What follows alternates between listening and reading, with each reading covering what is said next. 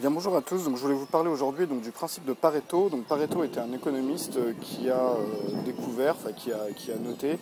que dans les économies qui sont pas régulées, eh bien 80% de la richesse est détenue par 20% des personnes, 20% de la population, donc qui sont en fait les plus riches d'une population.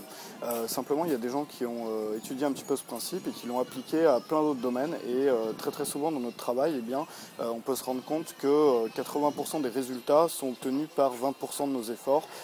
ou que 80% de nos revenus sont obtenus par 20% de nos produits ou 20%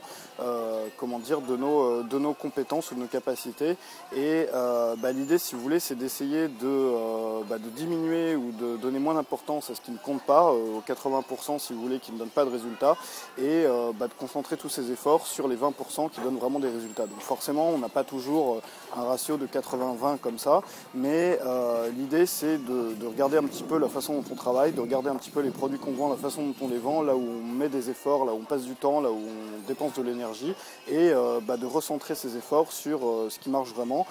parce qu'en mettant plus d'énergie, en accordant plus de temps à ces 20% là, par exemple en les faisant passer à 40%, et bien derrière on pourra multiplier ces résultats sans multiplier par 2 ces résultats par exemple, sans pour autant multiplier par 2 son temps de travail ou ses efforts ou son nombre de clients.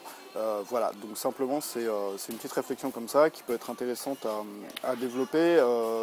aussi bien au niveau de l'efficacité personnelle quand on travaille seul, quand on gère son propre business, qu'au niveau des produits qu'on vend, qu'au niveau de son business, puisque souvent 20% des offres amènent 80% des résultats, ou bien, c'est pas forcément encore une fois 20-80, mais une petite partie des offres ou une petite partie des techniques de promotion qu'on utilise vont amener la plupart des résultats, et en redoublant d'efforts là-dessus et en sacrifiant au contraire une partie de ce qui n'amène pas vraiment de résultats, eh bien on peut développer son business sans forcément y passer plus de temps et sans forcément y mettre davantage d'efforts. Voilà, donc je vous retrouve demain. Simplement pour la petite info, je suis dans le plus grand musée en plein air du monde, qui se trouve à Bangkok en Thaïlande, enfin à côté de Bangkok.